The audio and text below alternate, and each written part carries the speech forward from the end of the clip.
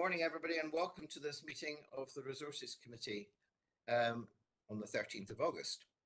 If I drop off the call, Caroline Stewart will take over to chair the meeting until I'm reconnected, as well as members and other colleagues. I'd like to welcome Police Scotland, Scottish Government and HMICS who are on the call observing. And particularly welcome to DCC Connors and ACC Mayors who are attending to provide operational context as required. And finally, I'd like to welcome our two new committee members, Pauline Howie and Angela Leach, who were both observing at the last meeting, but these are their membership of the committee has been fully confirmed now. There are no apologies. Can I ask if there are any declarations of interest? No. Now, in terms of the agenda, I'd like to confirm that we will take items 6 to 11 in private in accordance with our standing orders. Are people happy with that? Okay, thank you. Now, it's a long agenda, but there's one item we're going to take off the agenda because the committee was disappointed not to receive a submission for item 4.2 by 5 o'clock yesterday. So I took the decision to withdraw the item from today's agenda as members need to receive papers in sufficient time to study them. It's of course disappointing that this has happened and therefore we're unable to consider this important area today. But I'll ask that when the report is available, it's circulated to members for information and tabled for discussion at our next meeting, albeit we may be into Q2 by then. DCC Connors, you've got your hand up. Yeah, thank you. I just wanted to apologise for the lateness of the paper and ensure that it won't happen again to this board in particular. So apologies from ourselves. Thank you. As far as I'm aware, we haven't received it yet, so it's hopefully it will be coming within the next wee while. Yeah, I'll make sure it's sent over straight away. Thank you. Thank you. So on to the second item on the agenda is the minutes and action from the previous meeting. First of all, could I ask members to approve the minute of the meeting on the 19th of June as a correct record? Okay, thank you. So moving on to the action log that follows that, there are several items in here. The first one, capital planning, is proposed for closure because the information is now being provided in the monitoring report, and we'll come when we're looking at that particular item, we will discuss whether we want any more information in there. But so are you happy to propose the first item for closure? The second item, the accountable officer template. Following earlier discussions, our chief executive wrote to the Scottish Government to confirm approval of the full use of the capital budget and resources budget for contracts without having to go every time for approval after over £1 million. That approval has been received, but only for this financial year. So it doesn't actually help us when we're looking at future years. That is still to be revisited as required. So I just wanted to stress that we've got the approval, so we can close the item, but it's not blanket approval; it's with caveats. Now the next item of benefits reporting. Well, actually, there are several items in benefits reporting, and the suggestion is that going forward, we merge these all together so that we're looking at these as a oneer rather than individual items. Would members be comfortable with that proposal? Okay. Thank you. The management of business cases. Now, we asked to consider a case study on NICCS. On the agenda today, we've got a case study of Core Operational Solutions Phase 2. So my one question for the committee is, do we still want to see a case study on NICCS? Right, I'm seeing nodding there. So could we amend, not close this item, but just note that we've got the cause phase 2 one, but we still would like to see a case study on NICCS because we really want to see what the lessons learned coming from that will be. Okay. And I think that takes us to the end. Okay. Right. So moving on to item 2.3, decisions since last meeting. There's been no formal committee business considered since the last meeting, so there's nothing to report there. So we can move on to item 3, financial reporting and planning, and we welcome Lynn Brown, who I think is going to present this particular item, or certainly item 3.1. Lynn, over to you. Thank you, Chair. So the period 3 or quarter 1 financial report presents the financial position up until the end of June, and it also includes the full year quarter 1 financial forecast. So just kind of stepping through the report, the revenue dashboard is presented on page 3. Members are familiar with the format of that. So that is showing that the year-to-date position shows a net underspend of 3.7 million against the phased budget. That is made up of some timing variances within non-pay and pensions costs and some real underspends within the pay costs. The dashboard shows the quarterly phased profile of the revenue budget, which is essentially phased very evenly throughout the financial year. And we can see from that chart that year-to-date underspend represents only 0.27% of the overall budget. So just to give a bit of context around that, in terms of the full year quarter 1 financial position, that is shown in line with the funding available. So in terms of a break-even position, the report shows that we are receiving an additional 500k grant in aid through our the autumn budget revision, spring budget revision processes from Scottish Government. So as I say, expenditure forecast in line with that overall funded position.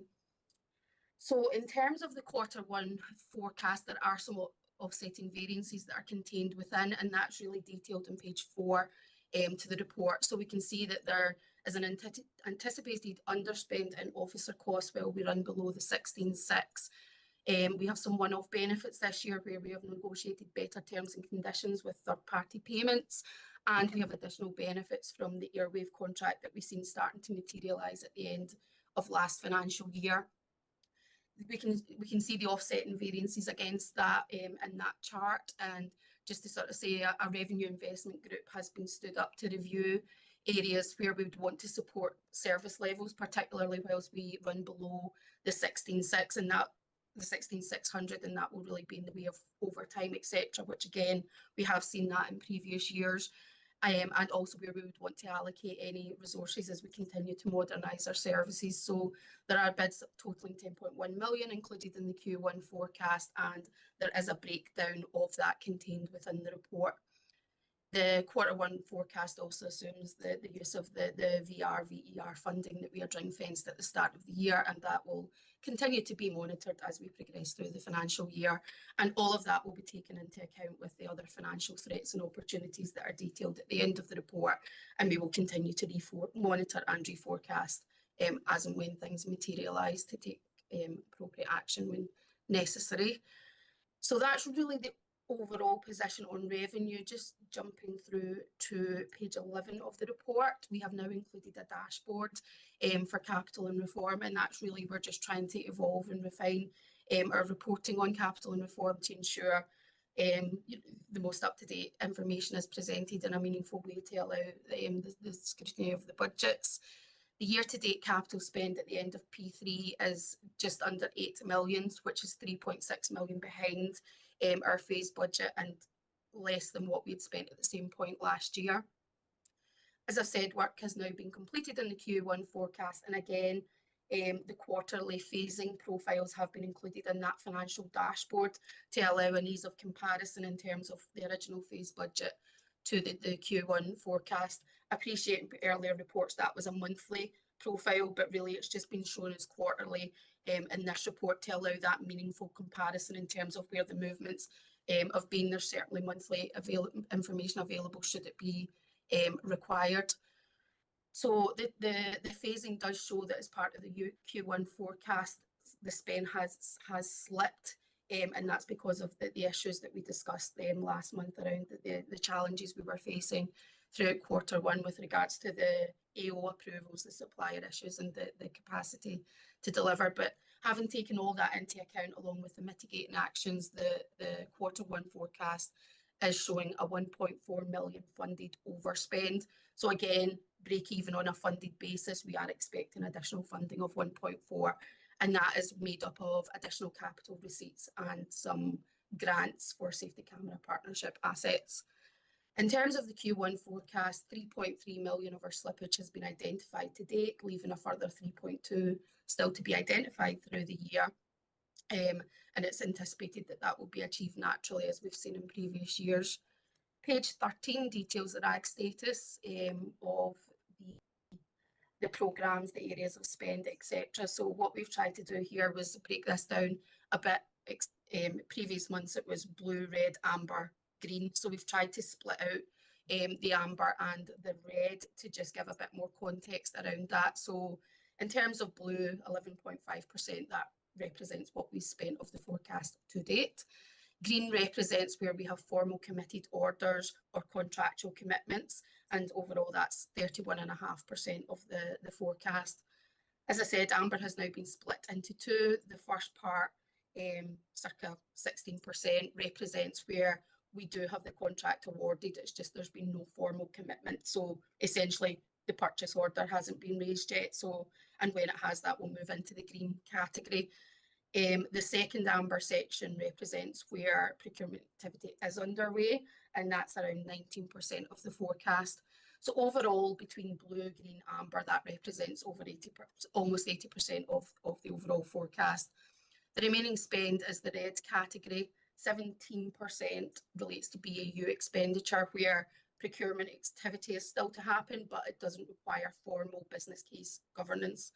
The formal business case governance relates to the change programmes or projects, and that's around 5% of the forecast. So it was just, again, to try and break that down a little bit in terms of those areas of spend, to give a bit more context around the commitments.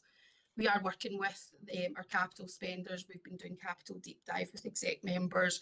We've had capital investment groups, so it is getting closely monitored, reviewed, scrutinised, and actions taken where appropriate.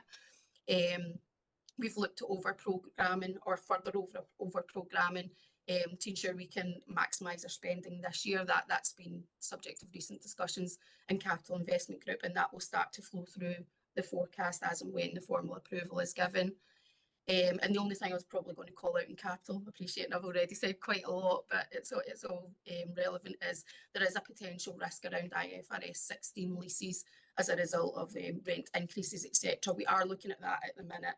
It's not included in the forecast, but we are having discussions with government around that and what that means for funding. So just calling that out, but we will raise that as a risk in the next version of the report in terms of the lease costs. And then finally on reform, the year-to-date spend is slightly over the year-to-date phase budget, and similar to capital, the RAG status of all the programmes are included within the report for information. And then the final thing I was going to say is there's an Appendix B that is there for member approval, and that is a few budget environments. That's just really to reallocate funding that's been held centrally. It's not reallocating underspends, etc. It's relating to our VR funding and savings that's just getting reallocated to the correct areas, and it's in relation to our overtime contingency, which has been held centrally, and now some of that has been released to the divisions. So it's just really to reallocate the budgets to the correct place now that some of those decisions have been made. Thank you. Thank you very much, Lynn. That was a very comprehensive run through these papers, and could I also commend you for the clarity in the way that the papers themselves have been drafted. Before passing over to others for questions, could I just ask you to say a little bit more about the Revenue Investment Group, which is quite new. Who's on it? How often does it meet? And what are the reporting lines for that?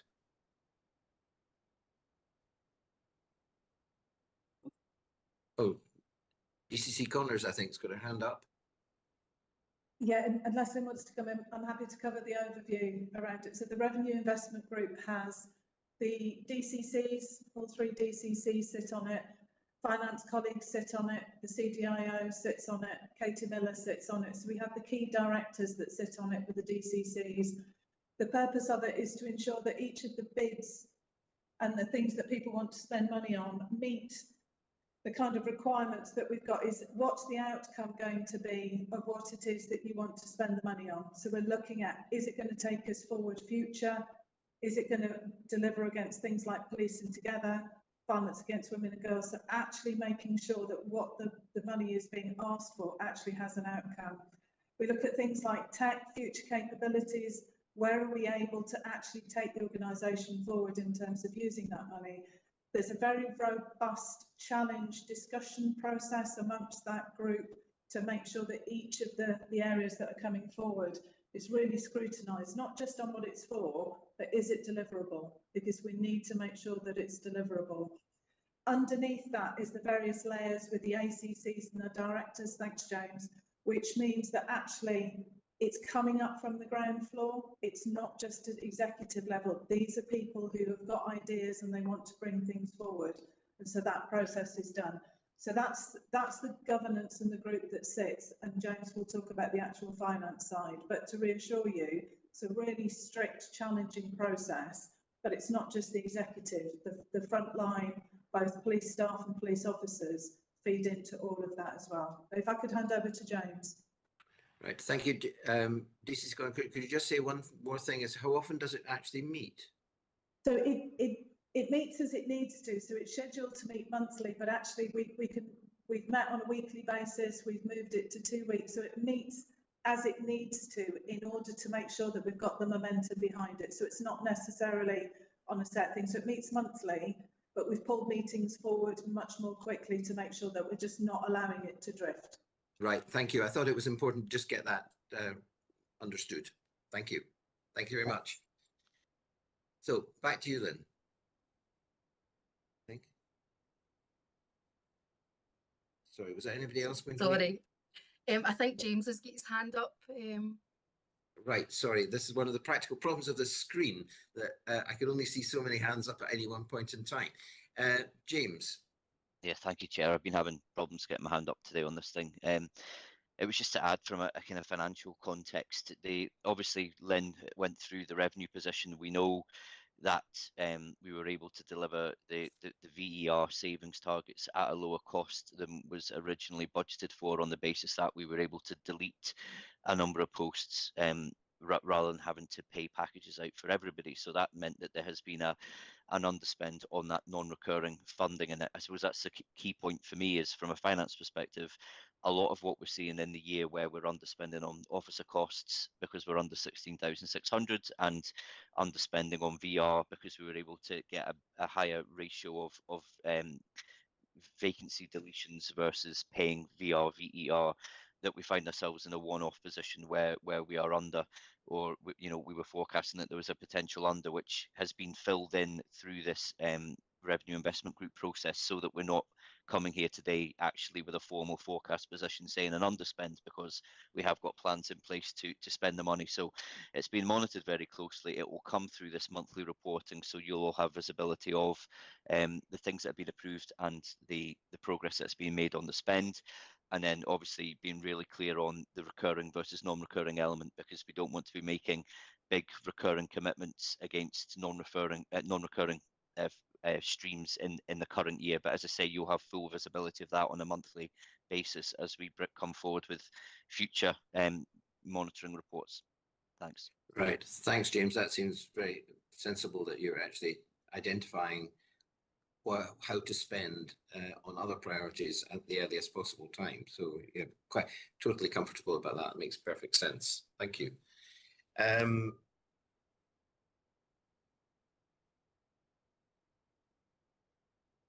suppose, well, actually, I'll just pass over to other members of the committee for questions at this stage. Pauline, I think you had your hand up first. Thanks very much, and thanks for that really helpful narrative and introduction. I've got a few queries, the first of which is on page 4 around the forecast reconciliation from the revised budget to the Q1 forecast budget. You mentioned that the main areas of savings now are around officer pay costs, one-off benefits and the airwave contract. Could you maybe say a bit more about those officer pay costs? Does that still mean that the paper that we got at the authority meeting last month around the record levels of recruitment and training is still on track? Have we reconciled that? And if that's the case, how are we managing to make such significant savings now, just a few months after setting the original budget? Thanks. Lynn. So I can come in certainly in terms of the budget. So yeah, the paper that went forward to board last month, last month was you know, that was the basis for our forecast. So obviously we set the budget back in March, and that's been updated. And really the key thing around that was the levels of attrition had increased, which is the increase in recruitment would be to support that. So in terms of the budget, we knew from the start there would be an underspend accumulating around that, and in terms of it would usually support overtime, etc., as we try to maintain the service level. So it is in line with the paper that went to board in terms of the forecast, but because we are still going to be under the 16.6 for part of the year, or a significant part of the year, the budget was based in 16.6, which results in that underspend. So like I said, that will probably, and has been through the Revenue Investment Group, some of that's been reallocated into overtime, for example, and we have certainly seen that in previous years where officer spend has underspent, but overtime has overspent as a sort of compensating measure. Now, in terms of the phasing of the budget, because we had used the workforce planning projections, the budget is phased based on what activity we were seeing at the start of the year, throughout the year, and the saving is held towards the end of the financial year so that we can release it out. So if you look at the year to date, underspend doesn't necessarily correlate to a £9 million underspend by the end of the year. But if you look at page 5 of the report, and it's the sort of dark blue line, you can see that there's a spike at the end of the year, and that's essentially the saving that we were expecting that would be reallocated into overtime, etc., if that makes sense. Thanks very much. And can you give a bit more detail around the one-off costs and the underspend on airwave as well? So in terms of the airwave spend, that was as a result of credits that we'd started to see coming in at the end of the financial year last year, and it helped support, you know, our financial position at that point. So really the key thing around that is we've seen that continue, like the reduced prices, and it's been as a result of discussions and negotiations. So we've seen that come through. And then in terms of the one-off payment, that is just through negotiations. We've been able to secure better expenditure, I suppose, you know, a bit better position around that expenditure. So can certainly happy to provide more detail around that off table. But it's essentially that's the two key things around that. Thanks. And my final question is around the capital. I thought the status on page 13 was a really helpful chart. Thanks very much. As you've mentioned, you know, there's quite a lot of spend in the higher risk categories around initial design phase and still to be approved through governance. Are there particular risks around that spend, and if so, how are we mitigating them, and what might the impact be in terms of the intended outcomes through that spend? I see James's hands up. I don't know if he wants to come in first or. Yeah, thanks, and thank you for the questions. I'll pick up on the capital one first, but I've got a couple of comments on the pay and on the procurement savings. So on capital, that there is risk associated. You're right, just given the timescales, and we've got, you know, these kind of annualized budgets, and we have to get the money spent within the financial year. one of the ways in which we're looking to mitigate some of that is to bring forward straightforward purchases that don't require design and an element of substitution. So if we are seeing continual slippage on the design, which means the actual delivery, if, like for example, if it's estates, there's an element of construction that comes that and that construction then slips further into you know, into the back end of this year and potentially into next year. What we would look to do would be to substitute some of what would be the fleet budget for next year, to bring that forward, to give it to fleet this year, to spend the money that if there is slippage on design, so that estates can then complete the work next year, and just managing between lines because of, as you'll know, just around central government accounting, the challenges that presents. So we are actively monitoring continuously where with the higher risk elements, if that looks like it's going to slip, the ones that are lower risk for us, vehicle purchases, airwave hardware, the radios that we need to replace, that we would look to just do substitution. So it wouldn't be that we would be given fleet a bumper budget and they would still get the same next year.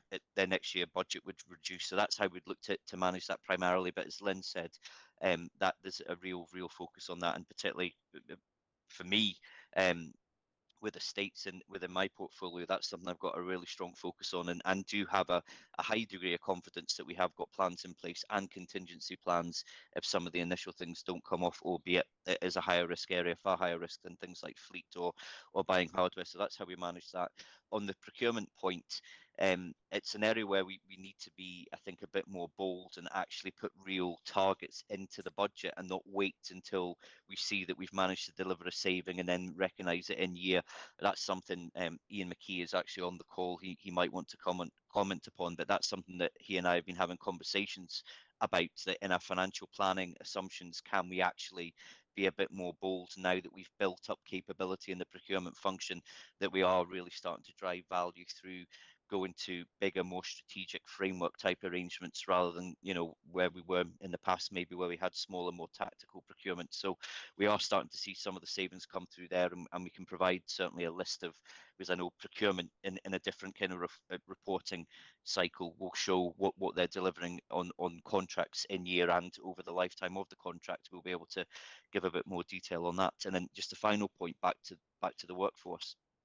We are going through a transition, I suppose, at the moment, and we got caught out to an extent for two reasons. One is because of the annualized nature of the budgets, and we were so far forecasting an overspend last year that in order to bring that back on track and back into line, the biggest lever we have is to turn off recruitment. So we didn't do the probationer intake at the start of this calendar year in order to make the 3 months of savings of the last financial year, which contributed to us getting over the line. What that meant was we had a really ambitious recruitment program this year, which we thought would get us back up. But that, as Lynn said, was eroded by the fact that we then saw higher attrition levels, so that we were having to we weren't accelerating the overall increase in the numbers that we had hoped, even though the recruitment numbers are large, because we were still continuing to see more people leave through the pension remedy, which was not something that we had in our workforce forecast attrition numbers that the budget was built on. So we were caught there. I think, you know, over the next year or two, and I have asked finance to do some modelling on this, the workforce situation for officers will settle down, but we are going through a transition from what was a fairly stable model where, you know, you would have elements of attrition, people leaving for whatever reason, but for the most part, police officers doing their 30 years and then would go, to now with these new pension rules, then, you know, we're not going to see people go into the 30 as we had before. That 30 might become 27, it might become 26, whatever, and we're trying to establish what that might look like, because obviously if the average career span is going to be less for a police officer than it was in the past, then we're going to have to see a higher level of overall attrition, which means we're going to have to change our recruitment model in order to, and, you know, potentially have to bring in a higher level of probationers or new police officers to replace those that have left. But as I say, it's probably going to be another year, maybe 2 years, until we transition to what will be the new normal, which will be a shorter average working career number of years compared to what we had seen in the past, and that's what we're kind of working through now. So we've had a bit of a bit of a bumpy ride through this transition, which, as I say, hasn't been helped through, the 1 year spending settlements, which is, turned off the tap now, massively accelerate. And obviously, like I say, once we've done that modelling and we think we've got a position where we're going to get to a new stable position, we will share that, and then that will become our financial planning assumptions as well for future years. Thank you. Very helpful. Thanks very much. Anything else, Pauline? No, thanks. No, right. Thank you very much. And James, thank you for that very clear additional bits of information there. Alistair, I think you were next with your hand up. Yeah, thank you, Chair. First of all, it's already been referenced, the challenges we found ourselves with the budget with last year, round about this time. It really began to emerge, and there was excellent work done to bring the budget back into balance by the end of the financial year. But there is, of course, a legacy from that, and it does roll slightly into some of the actions, as James has just explained, that have had to happen this year. But what I take from the budget at the moment is just how proactive the management of it is, and some real agility in there to make sure that the money is being spent in the right areas and being spent well. And I really welcome, the explanation from DCC Connors on the Resource Investment Group. What, to me, you're trying to do is obviously deliver a balanced budget, but spend it so that it doesn't just deliver business as usual this year, but it helps to enable the service going forward, with an eye to the revised model of policing. And one of the areas in there that are going to help with effectiveness and efficiency is investment in digital areas. And I know we're going to cover quite a bit of this later on in papers on this, under, for example, data delivers digital.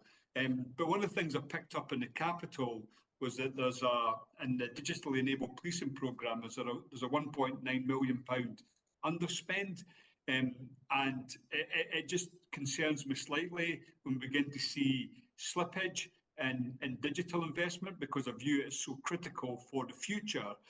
So I wonder if anybody would like to comment specifically on that slippage in the digitally enabled policing programme, but also in terms of investment and the criticality of it, to not just this year, but keeping an eye to an effective and efficient policing model going forward.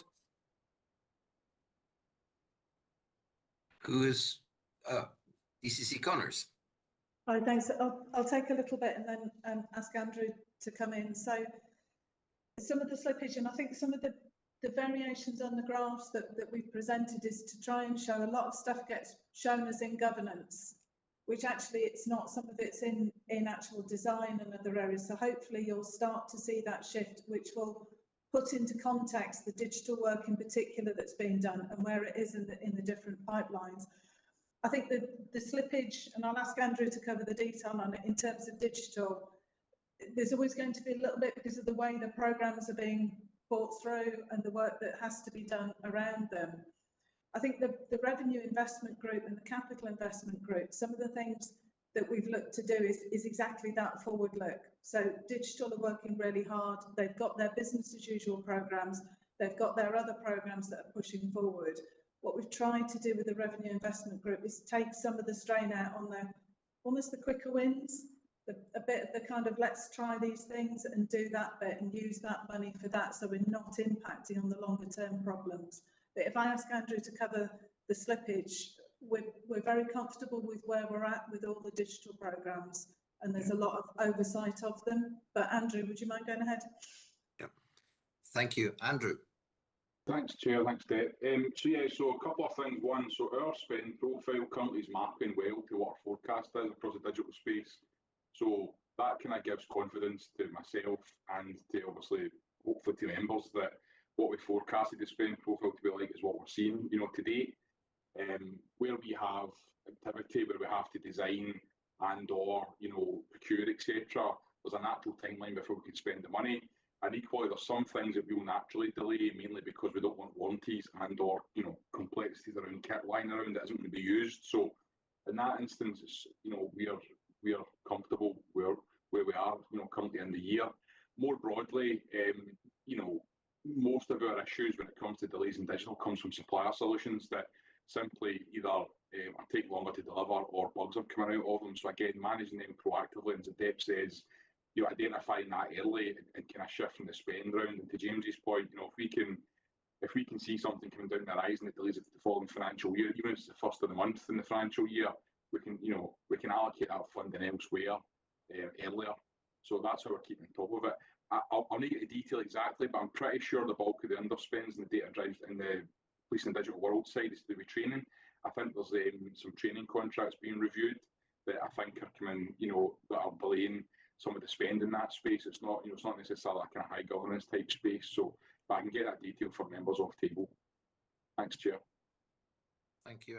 Yeah, I think it would be helpful, Andrew, if we could actually understand the analysis of it and if it's say training that's causing problems. I think it would be useful to understand when that will actually take place, because I appreciate that that means taking people off what they're doing in other roles to be able to get the training.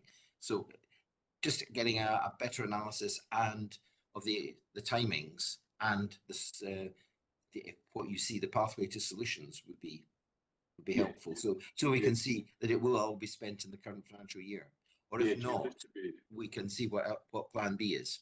Yeah, just to be clear, I think it's the purchasing of training that's the bulk of that underspend, but I'll get that double checked and I'll update members off table. Thank you. Sorry, Alistair, that was me leaping in relation to Andrew's comments. Your other questions? No. Thank you to both Jane and Andrew for the response there. It's just I see all aspects of digital as being so critical to, you know, the successful delivery of a new policing model. You know, we live in a digital age, and the criticality cannot be overstated. So it's good to hear their thoughts, their views, and how they're capturing it. Thank you. Thank you. Tom. Thank you, Chair. My question is in relation to the revenue line for income, and I understand it's early. It's showing 400,000 under recovery, 20%, and of course it's so early. If you look at the projected year, you can't. It just doesn't show you anything significant. But I'm conscious that some of those who receive services from policing for public events like football and for public spaces like airports are feeling really severe supplier costs rises, and that always is like a tension. And so it's just understanding why we have got that shortfall. Is it we're just not generating as much as we thought we have, or are there underlying tensions there that needs active engagement to ensure that that figure 20% is not a real issue as you get towards the end of the year in relation to income recovery? Thanks. Who would like to answer that? Lynn. Sorry, Tom, can I just confirm what page you're looking at where the 0.4 is? Sorry.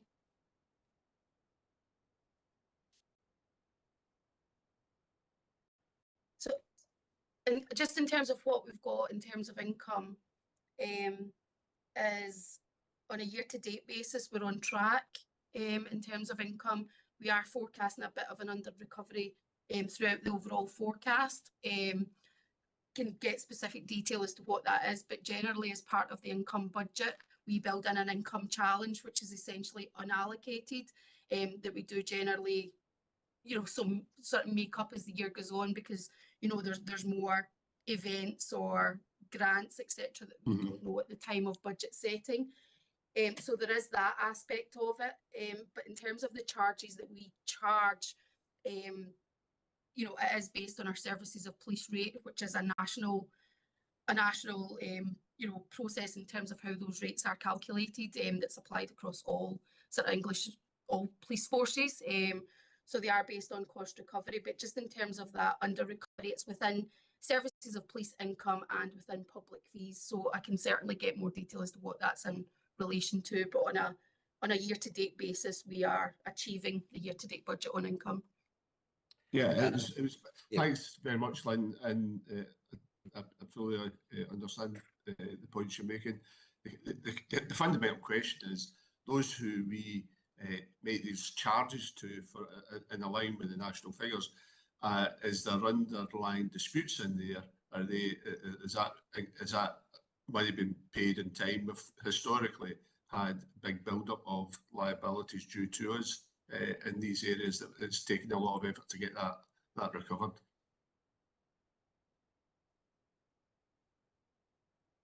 Chair, if I might Yes, come in. yes, yes, please do.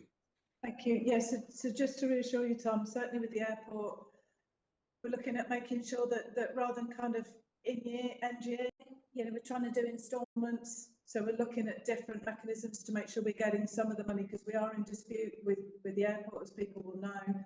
So it's about how do we make sure that we secure the funding despite some of those issues and not just wait and try and resolve it all.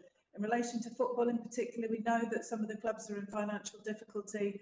Again, frankly, we're not a charity. We are a business in our things, and we provide services, and therefore we need to make sure that those payments are made. We're very alive to the fact if we chose not to police some events, they would not be able to go ahead. But that doesn't mean that we just have to keep allowing a situation to continue. So to reassure you, Tom, we're very aware of some of the areas that we've either in dispute or others are having difficulties, and we are keeping on top of that as we go forwards. Right. Thank you, that's very helpful. Tom, anything else you want to explore on that?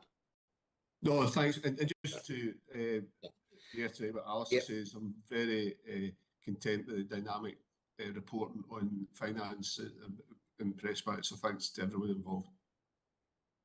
Thank you. James, is there anything you want to add to that just now?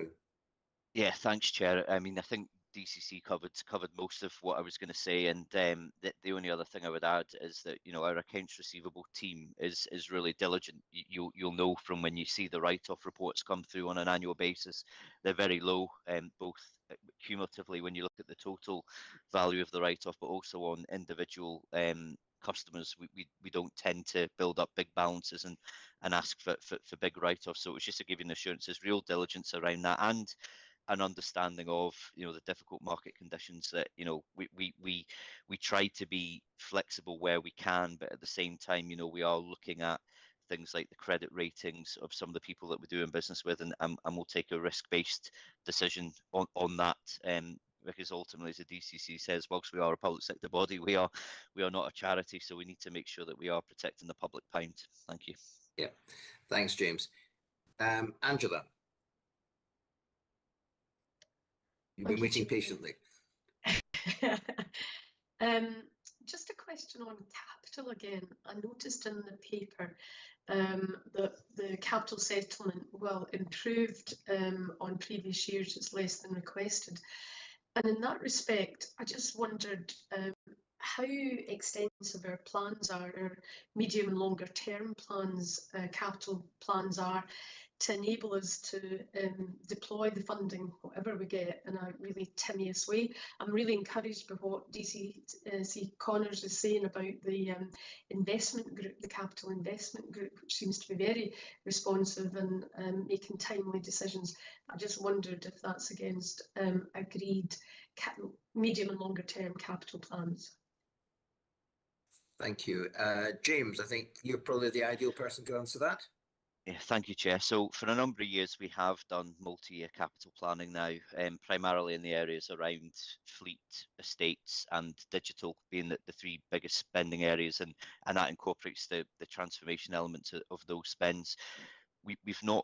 whilst we have increased our capital, we've not got it to a level where we think we need it to be in order to both maintain the asset base that needs to be maintained and also invest in new areas of technology for things like moving to the new operating model of policing. So, you know, probably somewhere around about 80, 90 million, 100 million is what we think from based on our planning that we've done is what we would need in order to become more sustainable in that regard. Now, one of the reasons we sometimes can struggle to spend the money is that we haven't geared ourselves up yet to spend £100 million a year, for example. So we know that with both the planning, so you know we're currently working, for example, on the master plan for the estate that will set out a capital investment program for 10 years, and you know subject to funding about how quickly it can be implemented. We've also got the kind of digital strategy as well, which does similar for digital, and the fleet strategy for moving to ULEV. What we also need to be doing in tandem, if we are to be successful in getting an uplift in our capital funding, is put the infrastructure in place. We will need more people in procurement. We will need more people to deliver from an estates perspective, you know, and all the different support functions involved in that. When we look at, you know, a capital project in estates, where we will probably be looking to come forward and share in a special resources committee, which we're working with Chris Brown just to bottom out exactly how we do that. That, you know, over the next number of years, there probably will need to be an element of some new builds, in some places where we've got buildings that are at end of life. They've got specific policing functions in them that we can't co-locate with the local authority, and actually, you know, that's going to bring in a whole load of resources from right across the organisation to support that, from HR for, you know, any aspects of relocation, digital, legal, procurement, and so just to give you that assurance, we're really mindful of the fact that, as well as doing the planning for what we would like to do in these capital areas, we also are thinking about the planning that we would need to do in order to deliver such a capital programme, because as you can see from today, you know, we're behind on delivering a £65 million programme. We would need to invest in resources in order to deliver anything bigger than that in the future. Thank you. Thanks, James. Angela, do you want to pursue that any further? Perhaps not at this point, but maybe under the budget strategy paper later in the agenda, we could pick up the preparation on the longer term capital position. Thank you. Right, thank you. Any other queries or questions from anybody from the committee? Well, can I come back in on the capital? I know that, Lynn, you mentioned reprofiling into quarters and so on, rather than monthly, as we had in last month's report. And bearing in mind all the things that James has said about being able to bring in fleet if necessary, and short-term things that could be acquired, I'm still very concerned that the profiling of it still shows a very heavy element in the last quarter. I mean, we're talking about 2/3 of the funding forecasting to happen in the second half of the year. And given all the comments that have been made today and in the past about difficulties in the construction industry getting things done on time, I'm just concerned that not enough focus is being put on to actually getting the procurement in place and delivered so that we don't end up with a slippage at the end of the year. I know that backstop has always been fleet, but as has been said on various occasions, we may have a fantastically up-to-date fleet, but we're still not making the inroads that we need to in digital and estates, and things like body-worn video, body cameras. I think it's really very important that enough thought is given to how much is being skewed into the second half of the year. Last month, we talked about the challenge of the accountable officer having to go to Scottish Government for each particular item. And I know that that's had an impact, but that's now been resolved. And I think we should be recording in the minutes that we note that that has actually changed. But I think, to me, my concern is that perhaps, notwithstanding the challenges of Ian McKee and his procurement team to be able to actually get things moving, we run the risk of not spending what we want to do in the second half of the year. DCC Connors. Thanks. If I could just come in for a second. So one of the reasons that we've changed the presentation of the graphs and in what stages each of the capital in particular is so we can absolutely get under that issue that you're talking about, because everything to an extent showed us in governance, but that doesn't tell us what's going on. So in order to do the work that you're saying and be able to really get underneath it and understand it, that's why we've started to look at what's in design. What does that actually mean? How long is that going to take? Where is it moving to procurement? What's actually come through procurement and has been allocated, and what's our likely spend? So totally understand the concern and the nervousness around that, and some of the way that we're starting to change the way we represent the information is because we're changing the way that we actually look at it from end to end. What's actually coming into the pipeline and is being held because we'd like to do it, but we don't have the money. So it's not just a case of what's on the table. We have things that are ready, so if something does start to go offline, we're able to bring it forward. So it's very much a moving feast, but we have started to put all of that in so we can actually see it and then govern it better in the way I think you're suggesting. Right, thank you. I'm delighted to hear that, because I think that's it's very important that that whole area is getting the right cradle to grave attention, from the design to procurement to actual delivery and so on. Ian, you've got your... Sorry. Grant, it's also about support, because we know that there have been resourcing issues. So it's making sure that the departments that need our help, we can lean in and support them with the right resources, because that has been an issue. And it's something that we need to address to make sure people have got the right people to be able to do that. So it is about support as well, not just scrutiny. Right, well, that's good. Good, thank you. That's extremely helpful. Ian, you've got your hand up, and I know procurement is definitely part of all this area that needs to be seen through from start to finish. Yeah, it was just to give an assurance to the committee that we meet monthly, but of late we've been meeting weekly to go through the full capital planning with estates. We have 16 million worth of that planned in, and then just awaiting to finalise the remaining plan. And probably the challenge is, yes, resources both at the estate side and procurement side, just on that, the remaining piece, and when the designs, etc., will be made available.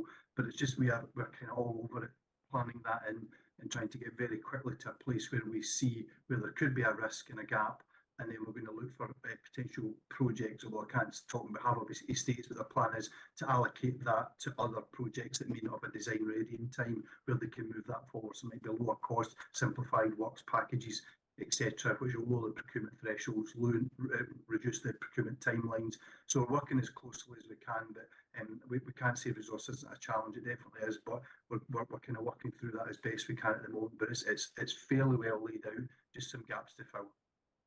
Right, thank you. That's very helpful. I know that you've said in previous meetings that you've been running short in terms of numbers in your team, and I think you're now. Are you now back up to full strength?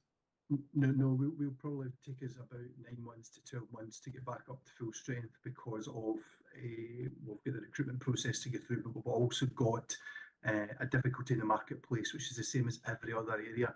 So again, when we put in our operating model, it was to grow our own talent, but because of the resource freeze, that's kind of been wiped out. So we're back to build up again. So we'll move some people internally, but we've got to go out for quite a few posts, unfortunately, and that's going to take at least 9 months. So we've got no short fix, unfortunately. We're just trying to see how we prioritise and move jobs about and look for other routes for capital spending, as well as other areas. We're doing the same everywhere really at the moment, but we're doing as much as we can, and we'll get to a clear position pretty soon. Right, thank you. It's obviously you're having to do an awful lot of juggling. Yes, with everybody in the team across everywhere, digital estates, that we're all doing the same thing to get to the same place, but it's not easy. Right, okay, thank you very much for that input. Any other comments on this whole area, which I think is very important that we spent the time just drilling into these sort of areas? Right, well, what we're being asked to do with this one is, first of all, discuss and approve the report, but also the Appendix B on the budget revision, which is the first time we've seen this coming through. And from what has been said today, it almost sounds as if there may be further iterations of this in the course of the financial year. But I'll be happy to approve the changes it's set out in Appendix B. Yeah. Okay, thank you very much. So, Ian, we saw you a minute ago. You've disappeared from my screen. Sorry. Ah, you're back. Because the next item on the agenda is the annual procurement report. Okay, thank you. I'll go through this as quickly as possible. I know you'll have read the report. So it's a statutory document. We meet all the statutory requirements for the publishing of the report. So just to tick that off. The other key bit maybe for the new members as well is this is for regulated procurements only. So it's those spends above £50,000 for services, but £2 million for works packages. Everything else below that is not reported in this paper. Just a key point. And then the other pieces, key things I wanted to pull out were some of the key actions we've done through the year, which we kind of put a summary, because it's a public document, put a summary on there, but we've got some detailed things that maybe you wouldn't capture on there. But basically, again, we've started a lot of work in the future procurement strategy. We talked about savings earlier. We've set up proper detailed tracking of that. For the first year, we've got a forecast for savings against all my staff. We have done loads of commercial work on tackling challenges across the board, multi-million-pound challenges, and just wanted to do a massive shout out, which I'm doing regularly at the moment, but to legal, they're doing a massive amount of work to support us in these challenges. There's a lot of that going on. We've been doing loads of work in the capital planning with the Scottish Government in assessing a procurement. We were assessed before COVID, and it wasn't a great assessment. It was the poorest in Scotland. We've now been assessed, and everything that they assessed was either advanced practice or good practice, and that's as good as you can get. We're very happy with that position, but that closes that off for us with that Scottish Government assessment, which is super. We do regular presentations to key stakeholders now every quarter. We have done loads of SME events up and down the country, which is about to do another Meet the Buyer up in Aberdeen. So our team are representing kind of policing across the country. We do have loads of new reports for performance, loads of monthly variance reports. We've set up a new FAQ page on the intranet, specifically focused on the efficiency of purchase to pay, because there's a lot of inefficiency for hundreds of BSUs across the piece. So we're trying to simplify and help everybody out there. Loads of eProp work. Lots of contract and supplier management because of all the challenges, Orbis, Kenneling, Soft FM, Hard FM, EV with BP Pulse. There's loads of challenges that the team are trying to deal with. That's working really well. We did a full review of modern slavery. Our community benefits are getting well tracked, and there's some of the key bits. The only other thing I was going to say about the report where that there's some trends we can kind of capture in this to talk to James's point about looking for more strategic longer term contracts. So the volumes of contracts continue to rise every year. A year ago we were at 580, now we're at 630, so it's 50 new contracts in place, but that's about 400 more than it was 4 years ago. 400 new contracts in place across the business, so it's a massive volume.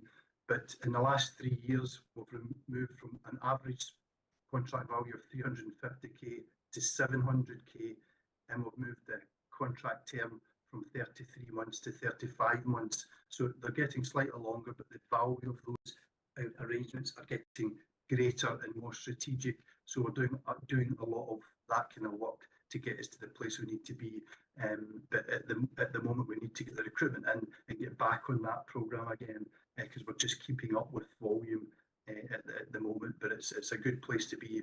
But it's great we're getting on with our recruitment. So hopefully by the end of the this year and into next, we're teed up and kind of get motoring again. And that's a summary of that paper. Sorry, it was a bit long. No, thank you very much, Ian. Any questions from anybody? Caroline. Thanks, Chair, and thanks, Ian.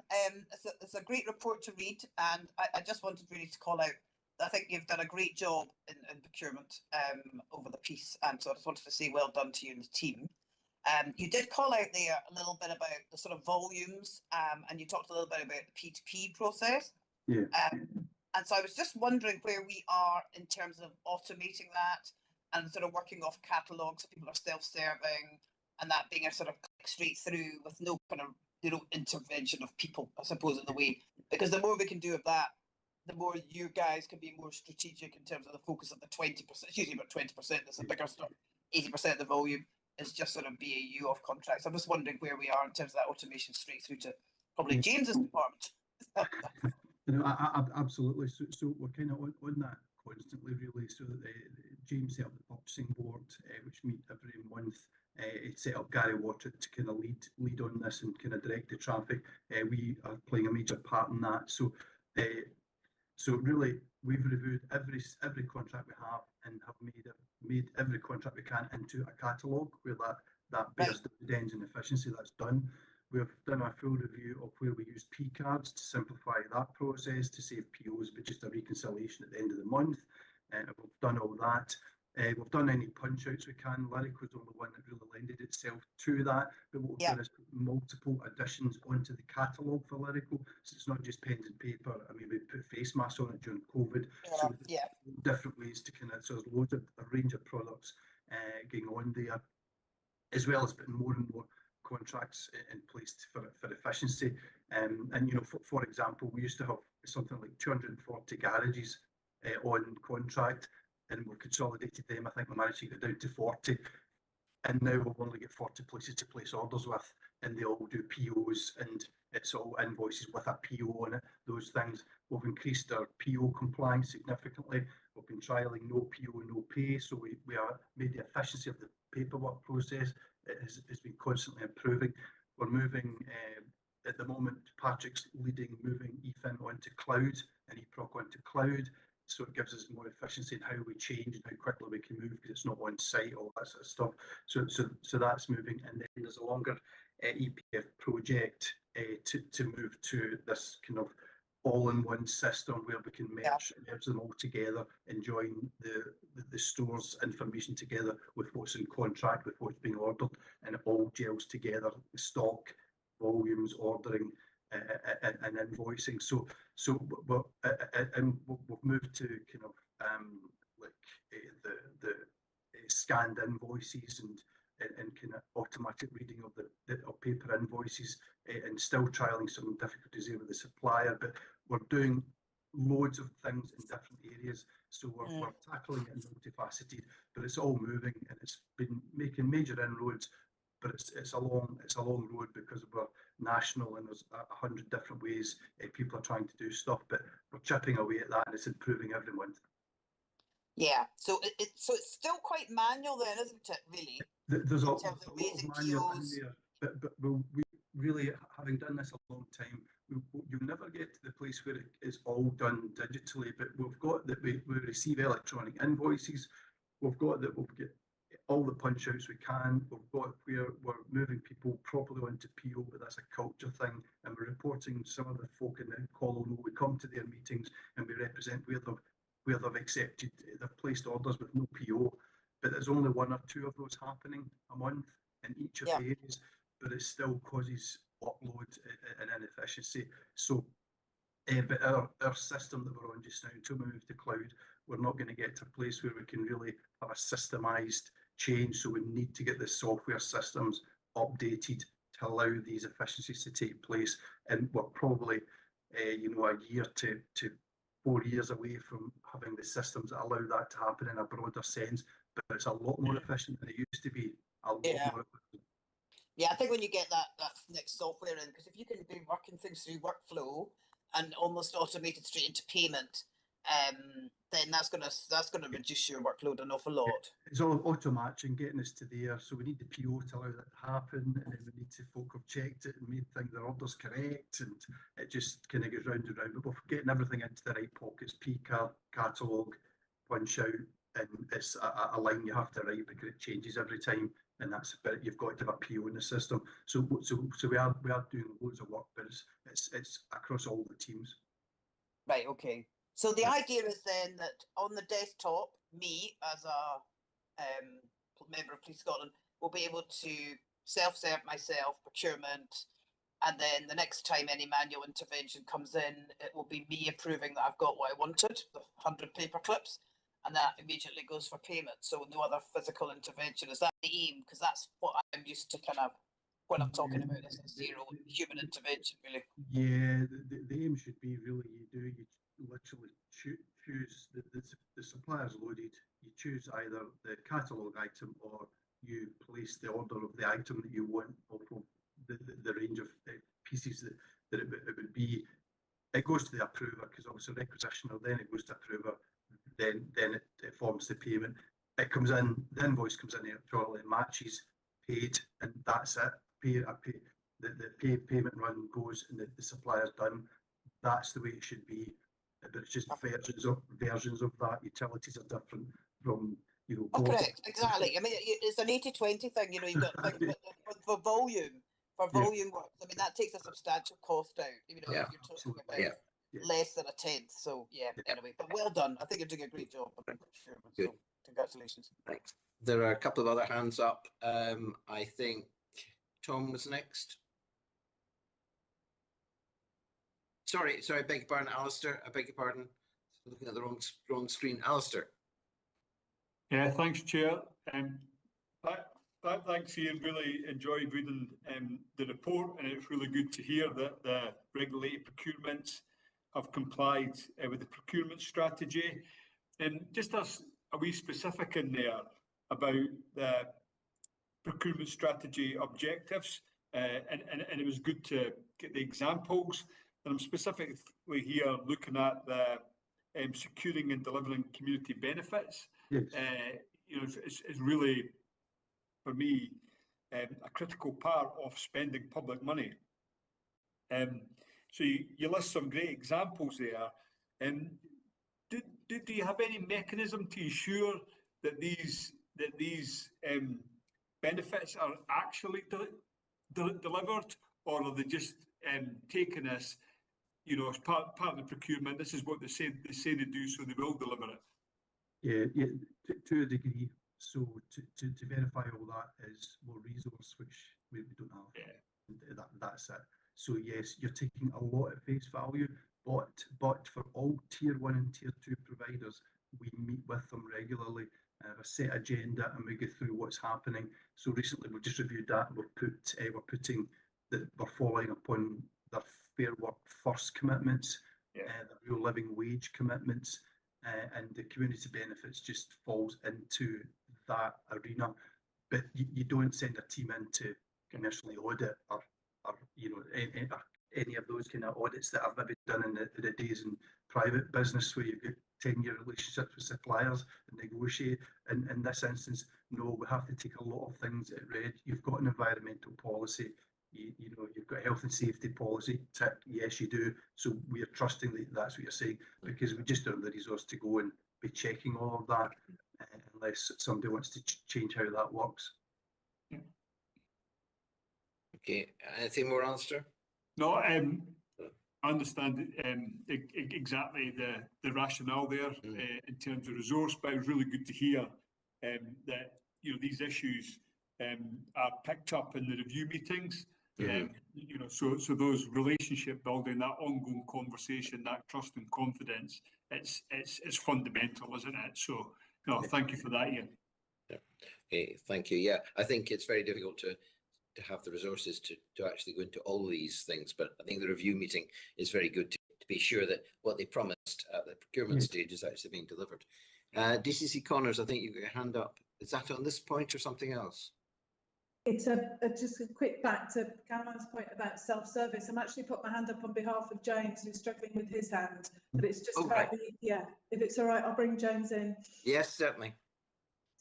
Yeah, thanks, Chair. It was just to say to Caroline that through EPF, that's exactly what we're looking to do, what you described. It's that kind of, you know, you order Amazon style, and, you know, we're looking across all the different functions back to the principles of EPF about end-to-end service delivery, the user experience, automation. So, you know, That's started now.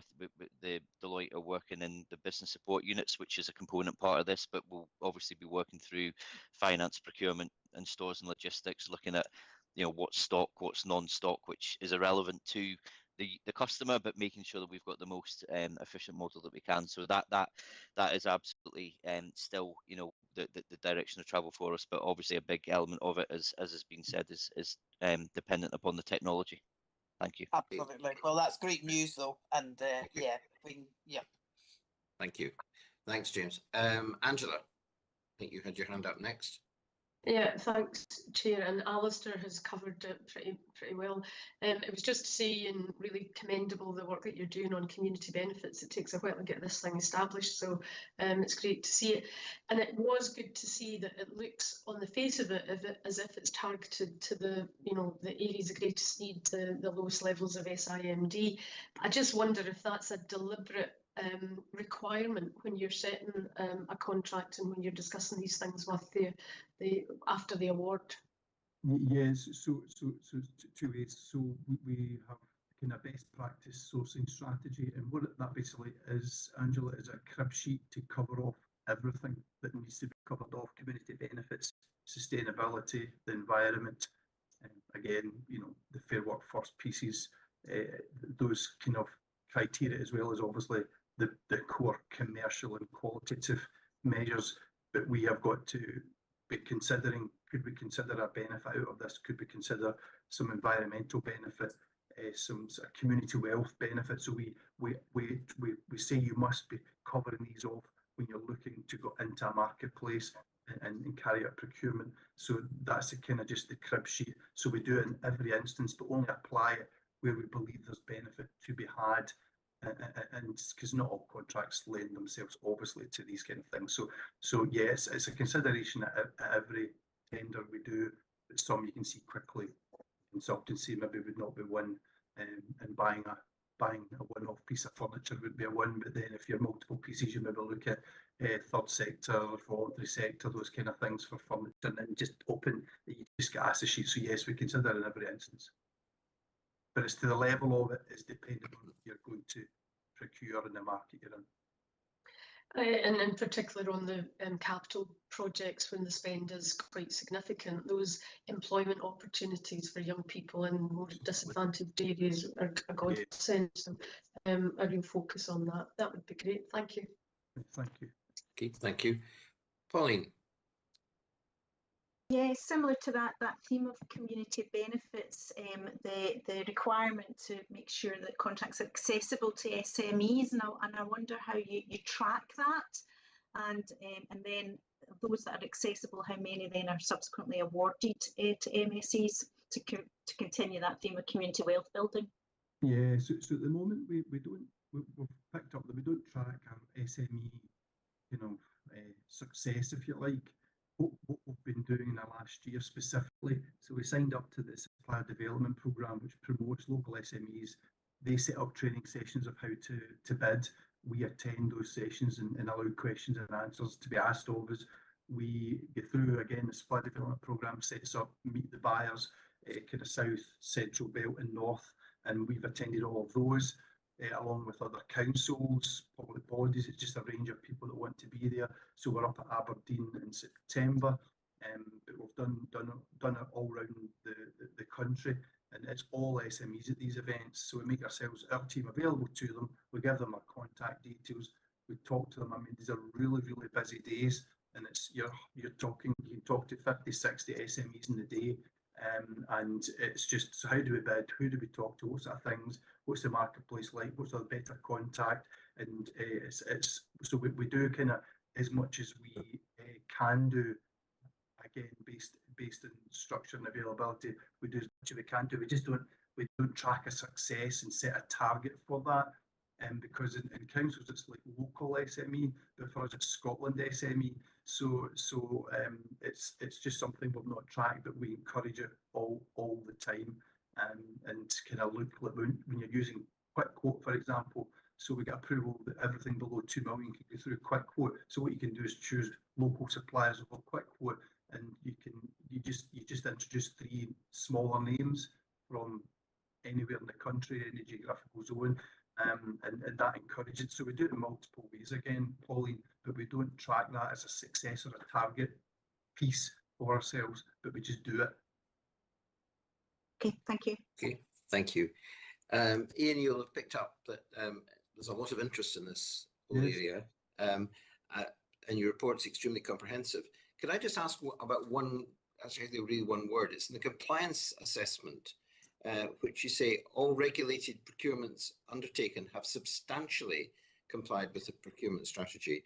Could you give us a flavour of what isn't being complied with and how significant that is? It's just the phrasing, it's the wording they use in the regs, and that's the wording they're looking for to say. I actually queried exactly the same word in the report, and I said, why are we using that word? Everything is meeting it, and they say no, that's the wording they're looking for. They just want to state that they want you to make that statement in the annual report. It's a Scottish Government wording, and so that's the statement we make. So it's like I don't know if you want to call it legal, but it's the way they want it stated. Right. I was really trying to tease out if there was anything significant missing. No, there's no. No. Right. Okay, that's fine. Well, thank you very much indeed for your very comprehensive annual report, and also answering all these questions. What we'll be asked to do is approve the report. Are everybody happy that we do so? Okay. Thank you very much. So moving on to section 4, benefits tracking. Now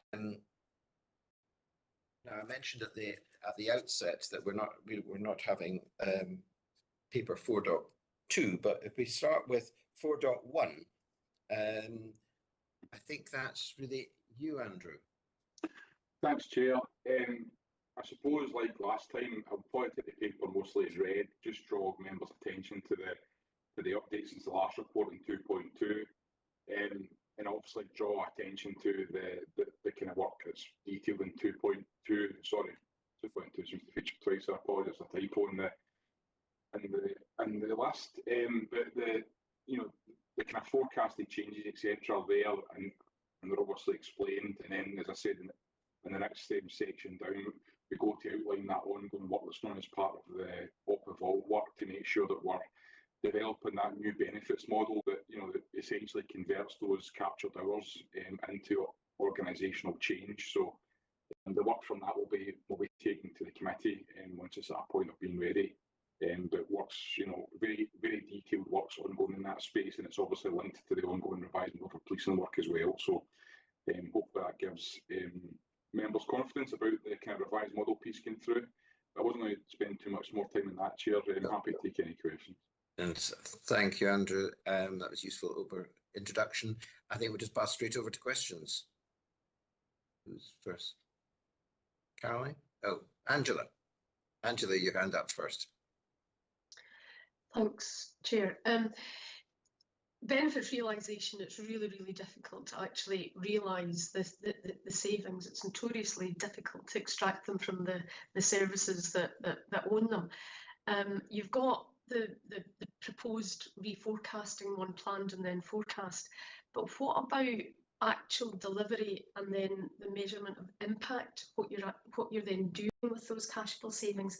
Is that something that's on the cards or is in train? Thanks, Angela. Yeah, 100%. So we do our assurance work, which you'll see detailed in the report later on. I think where we've always fell foul is that organisational change off the back of it, mainly because of the complex environment policing works in. You're adding up, we would say fingers and thumbs, 10 minutes here, 10 minutes there, etc. It's very hard to do a one-to-one mapping. Where we have, actual one-to-one mapping, that's very easily demonstrated, where maybe certain functions, for example, are redesigned, etc. But when it comes to the kind of hours saved, we do tend to do a bit of as industry standard, to do a kind of 50% cut model to demonstrate an FTE, and E being equivalent, if you like, in the FTE. But currently we really only stick to hours just to demonstrate that positive, that time being spent on the wrong things is now being shifted into the broader model. But that work was detailed in section 2.2 below, is where the organisation starting to develop that organisational design and impact model to allow us to make conscious decisions with that capacity nationally. and that's the work that's being done now. But yeah, really good question, right to highlight it. It has been a challenge over the years, mainly because of the kind of nature of the benefits that are being delivered through things like mobile, etc., where officers are spending less time on the wrong stuff. They're able to have more welfare considerations, etc., but also, as was demonstrated in previous reports, the shift in demand and capacity around the organisation that has been allowed has been supported by the kind of savings in times here. But yeah, that one-to-one mapping's always been a challenge, but we're hopeful through that work detail and evolve that we'll have a clearer model for that going forward. Thank you. Thanks, and Angela, do you want to pursue that any further? No, it's fine. I just think that it's always really easy for areas to find other things for these employees to fill their time with, unless that there is a model that we extract either the finance or some of the people. But it's an ongoing challenge that every organisation has. But thank you. Right, thank you. No worries. Okay, thank you very much. Take care. Cheers. Bye. Bye. Oh, don't know what that was.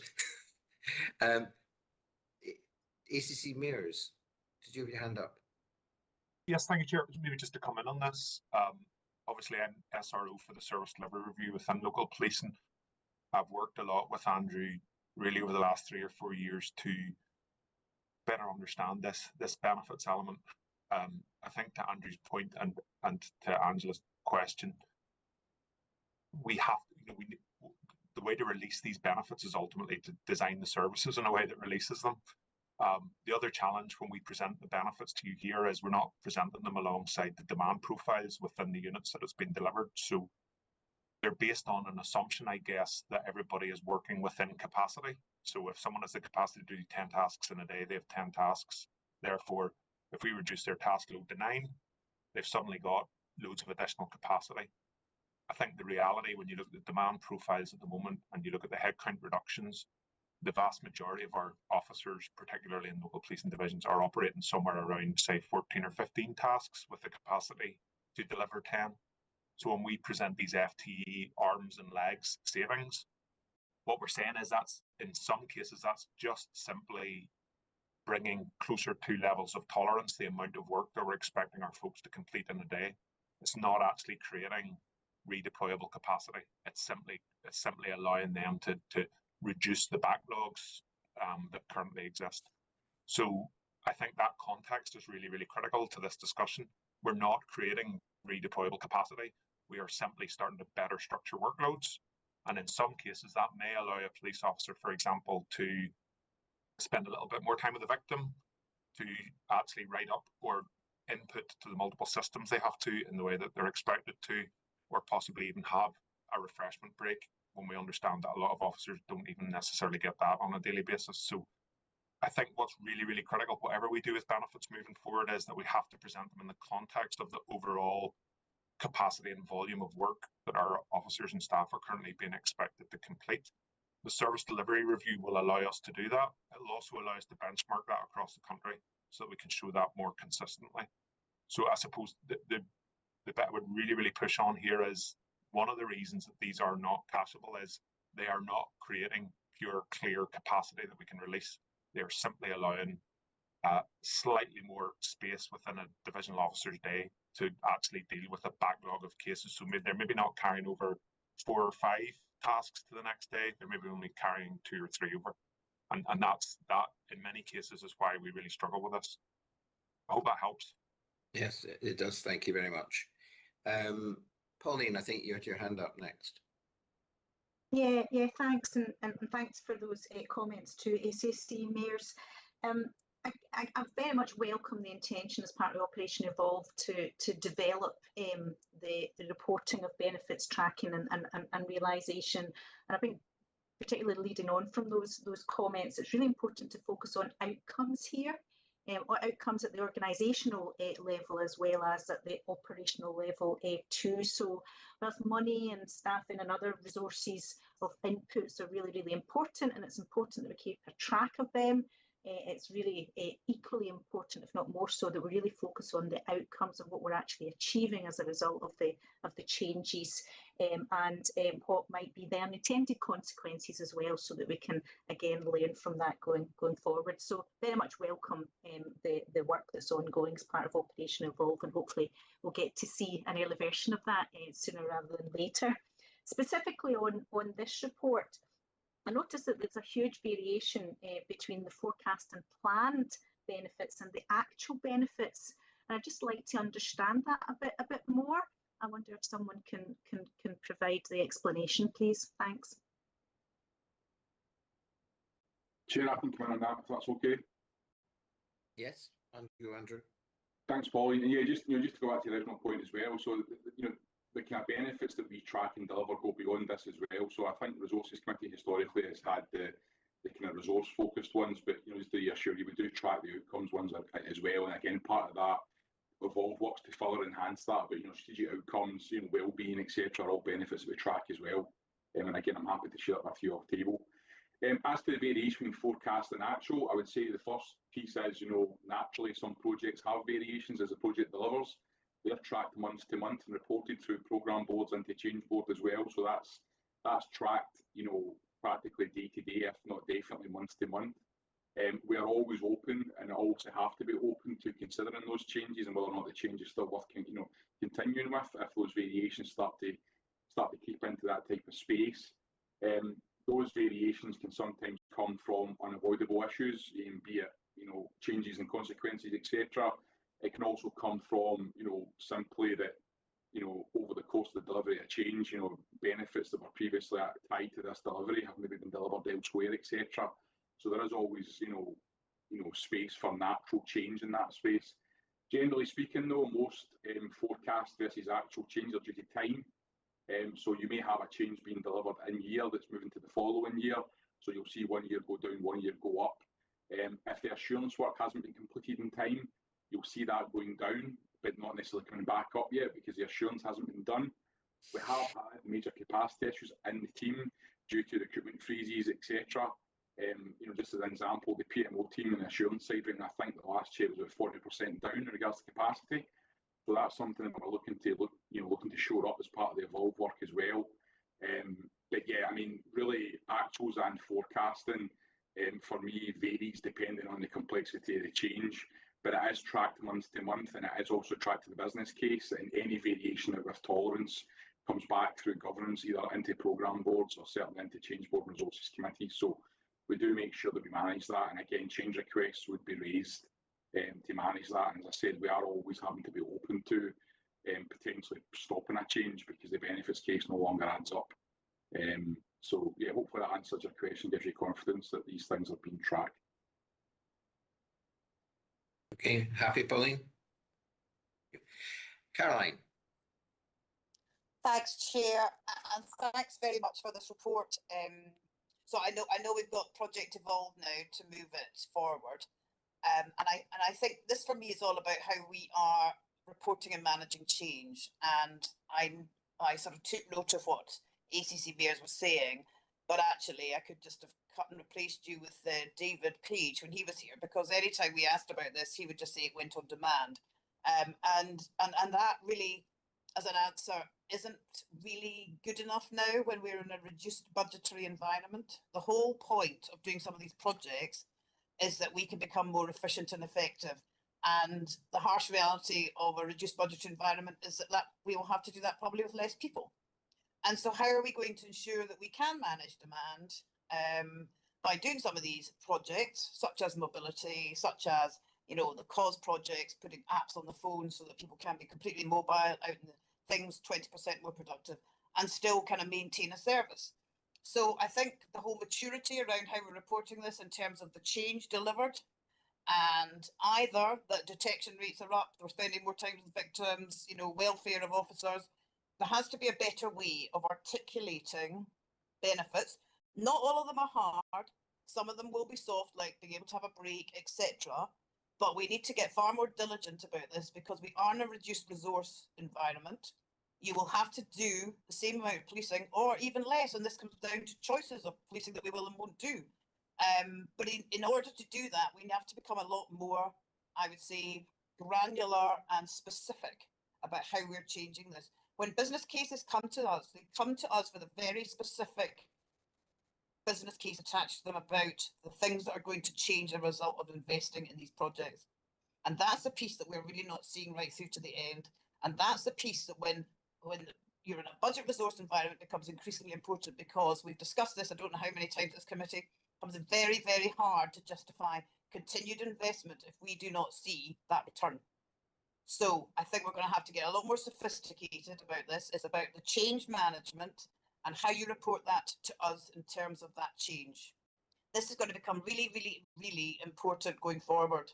And saying it's just going on demand or it's just whatever, it's not really, it won't cut the mustard in terms of the challenges that we're going to be facing going forward. So we're going to have to get a lot more sophisticated. So I know it's a big job. I know it's notoriously hard.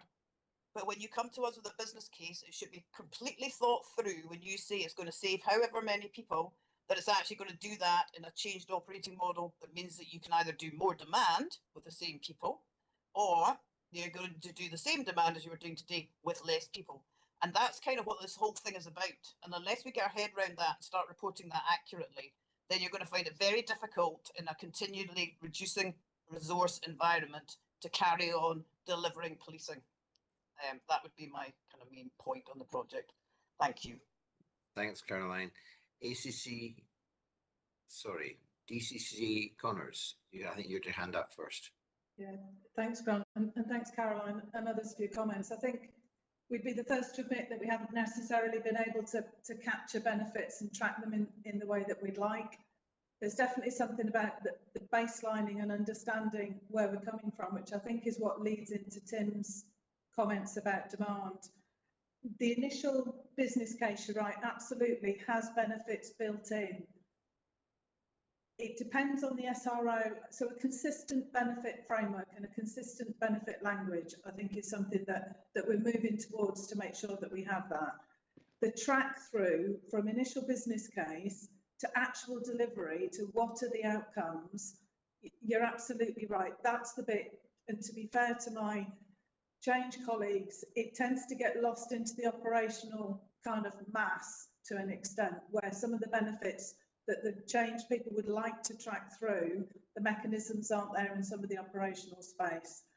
The bit about capacity is really interesting, because part of what we're doing at the moment is creating the capacity, because we have to be able to create the capacity to realise the benefits, exactly as you say, because with the budgets where we're going, that's one of the big planks that we're doing. So I absolutely understand linking that to capacity, but not in a way that says we're not going to be able to do that because of that. As part of our benefit realisation, it's because we're creating the capacity that we'll be able to see those benefits realised and tracked through. I think the other bit that we're looking at really closely is how does the benefits tracking and performance link with each other? Because that's your outcome piece as well. So whilst it's in the change programme and we need to do that, as an organisation, that outcome piece is really focused. And we need to be able to have, again, a tracking through the whole of the organisation. So absolutely, I agree with you. It hasn't been quite how we want it, because I don't think all the pieces of the organisation have come together in the way that they should, particularly to support the change teams who are trying to drive this through. That process is ongoing under Evolve, and we will have a much better end-to-end process. I absolutely take your point, but part of our benefit tracking is around, we are creating the capacity which will deliver the benefits rather than masking it and not being able to pull it through. So hopefully that gives you some reassurance on how we're starting to move it through. Yeah, I think that does. And I think the trick's going to be how we report that so that we can see that. Because that's going to be the acid test really of how that's squaring that circle, if you like. And I do think as well, it's back to that when you're managing big change projects like this, and I've said this again lots of times, but I really, really mean it. Using a redeployment pool is hugely important. So getting them out the line of business where they are into a redeployment pool, even if they're still sitting in the line of business, they're under a different code. It's one of the ways that you will manage a people change project like this. It's one of the key ways that you're going to do it. So anyway, yeah. But I think the reporting is going to be key, because it has to become a lot more joining up that circle of where all this return is going. Yeah, and if I could just come in on that, interestingly, I had a good chat with Tim, ACC mayors, about some of our dashboards which show where staff are, and actually we can start to see the changes. So you're absolutely right, and interesting, we have some dashboards that will help us with that. So working through it. So thank you very much. Brilliant, thanks. Thank you. That's a good point to bring in ACC mayors. Anything you want to add to that, Tim? Yeah, I think I agree 100% with Caroline's point. I think the challenge is to date, we've probably overly relied on individual projects and programs to realise benefits in a business area. So just because I introduce an app doesn't mean that the business area I've introduced it into changes. So my point around actually the way to release resources to design a service and design that business area. So the service delivery review, which is now moving at pace, is designed to do the baseline, is designed to actually give you, give all of us that sense of how much capacity as an individual officer working at across the organisation, so that we can actually validate and verify those process changes and link them to capacity and make conscious decisions about what we want to do about that capacity. The added complexity, as you know, to that is there is no standard resourcing model for the country, and therefore resource levels and demand levels differ across the country, as does the current operating model. So the whole rationale behind the service delivery review is to move from a position where, if I'm honest, we feel like we can drive some form of effect on 75% of the resource in the organisation through a discrete, isolated IT project, when the reality is the best way to manage that is to redesign the 75% of the resource, and that's currently what we're working through. So I would agree 100% with you around, as that piece of work matures, the full objective of that is that everything that happens thereafter is about, therefore, adjusting an agreed business model that has a resource allocation and calculation built into it. If that makes sense, it should make it a lot easier for us to make conscious decisions about where we put our resource and demonstrate value for money and impact for you as a board. And I would suggest that is the single biggest barrier that we've had throughout, because we can't do that bit. Yeah, I think that is very, very welcome, Tim, because, and I tell you why this is, because as things get tighter and tighter financially, you will have to make choices, and the choices are going to be about things we do and don't do. And this is the way you're going to be able to back up that decision making versus the investment in terms of creating more headroom in terms of productivity, etc. So it's hugely important that we get to this level of granularity, because that way we can keep justifying the expenditure and seeing, and also helping you make the tough decisions about what you can and can't do going forward. So yeah. Thanks, Caroline, and thank you for all these comments. Andrew, is there anything you want to say briefly, because I want to be able to move on? Yeah, thanks, Chair. Just to say, we do report in hours. That to me is a good indication of the benefits as we currently stand. Organisation obviously is doing a lot of time and effort just now on understanding its baseline resourcing, and that will allow us then to translate the implications of those saved hours away from, which currently I still think needs to be celebrated, which is people spending time on the wrong stuff.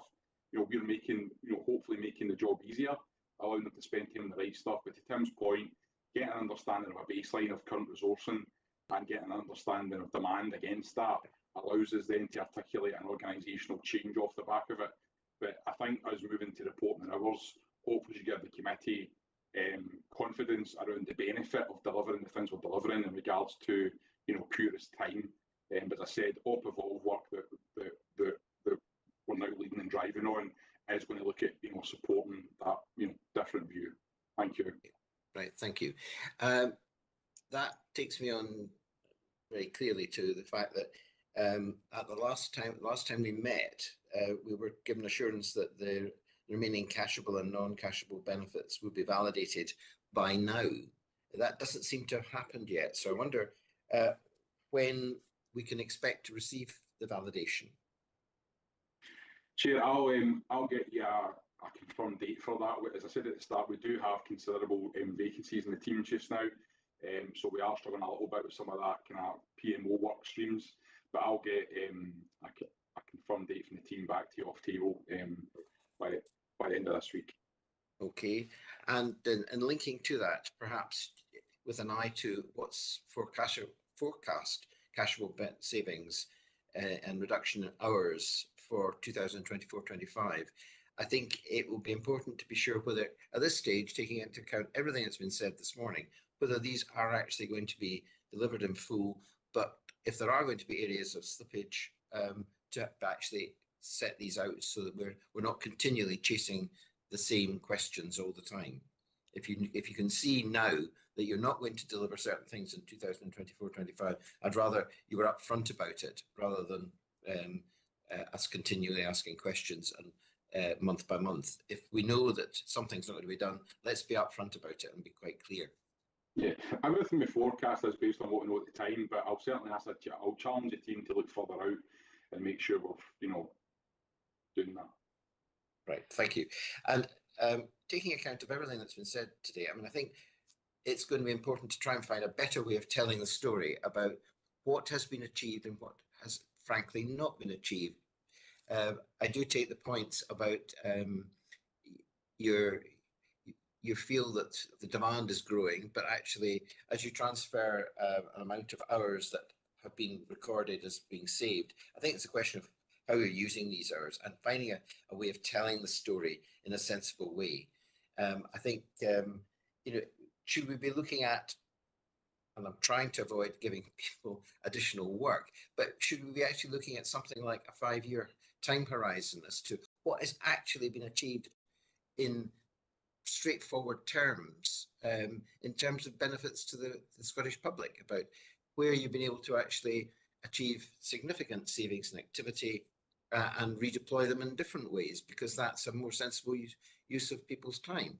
I think rather than pages and pages of statistics, I think just a relatively short, straightforward narrative might actually help to make the case that over the last time, whether it be 5 years or something, slightly different time frame, this is what has actually been achieved by Police Scotland.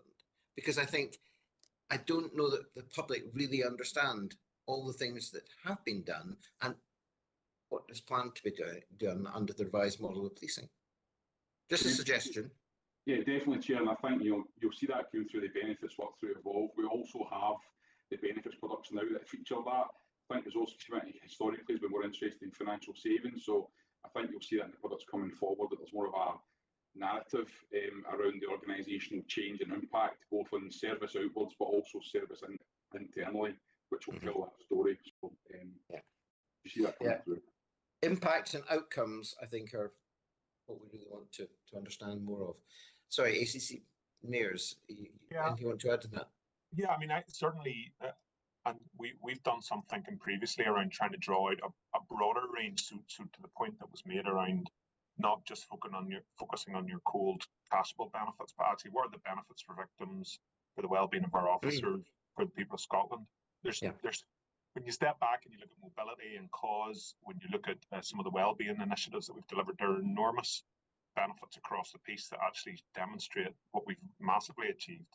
But the difficulty is sometimes out with the formal benefits processes linking causation to correlation, if you know what I mean. So, for example, during all of these times that we were delivering these non-cashable benefits around mobility, cause, CAM, public protection group 2 offences, so rape, sexual assault, increased by about 25% over a 4-year period. Local policing divisions increased their resourcing and their public protection units by around 20 to 25% each. That equates to an increase in that area of in excess of 200 officers across the country. That was never consciously done from the centre by way of a business case that we reported on. We couldn't directly link that to the benefits of these initiatives, but what it clearly demonstrated was a really clear movement of resource to risk at a local level with the effect of actually delivering a better service to the public. So the difficulty at times is our ability to link cause and effect across the organisation, but we can see really good examples of capacity being redeployed, and we can also see examples of ultimately, when you look across the board, our overtime expenditure from the formation of Police Scotland, our overall headcount, both of those have dropped consistently year on year at the same time as we're creating capacity with these other functions. But if you were to put me behind the 8 ball and say, can I connect that to the benefits coming out of cause or the benefits of mobility? No, we can't. And therefore, I think we've been hesitant to bring them forward because the risk is that we're trying to claim something that we can't absolutely show correlation between. Yeah, I get that, but I think you can perhaps, away from this meeting, you can give some thought to how best to tell the story. And I think without getting too tied up in the actual numbers and hours or pounds, actually telling the story in an overall way would actually help the case for the public to understand what has been achieved and continues to be achieved. Just looking at the next item, the items on the agenda. 411 benefits realisation process. Andrews, I think we've actually gone into this in quite a lot of detail. Is there anything you want to add to that? No, Chair. Thank you. We're not doing 4.2 for the reasons we discussed earlier. So that takes us on to item 5, which is the committee priorities and outcomes discussion for the committee. Now, I had a discussion with the chair and chief executive yesterday, and we're suggesting some small changes to the current and future priorities page, which I'll just go through briefly so everyone knows where we are. Under estates planning, saying the revised long-term estate strategy aligned to the revised model of policing, because I think that's very important. Item 3, instead of modernisation and integration, changing it to capacity and capability improvements, because that is very much the focus on the revised model of policing. I'll take out the word outcomes at the end there. And on estates, really to create a fit for purpose estate to meet the revised model of policing. And the final bit on, instead of transformation portfolio reporting, move it to change portfolio reporting, so that this is much more aligned to the revised model of policing, so that we can actually focus on how everything fits together. I appreciate that just reading these out like that is very difficult for people to just necessarily pick up, but we'll make sure that the revised version comes through in the circulation to committee members. But in principle, are you happy with what's in the proposed priority area of focus and our target outcomes? Yeah, get some nods there, so take these as agreed. And that really takes us to the end of the public session. But a wee bit later than expected, but I think it reflects the amount of discussion we've had on these very important items this morning. I think we probably all deserve a short break. So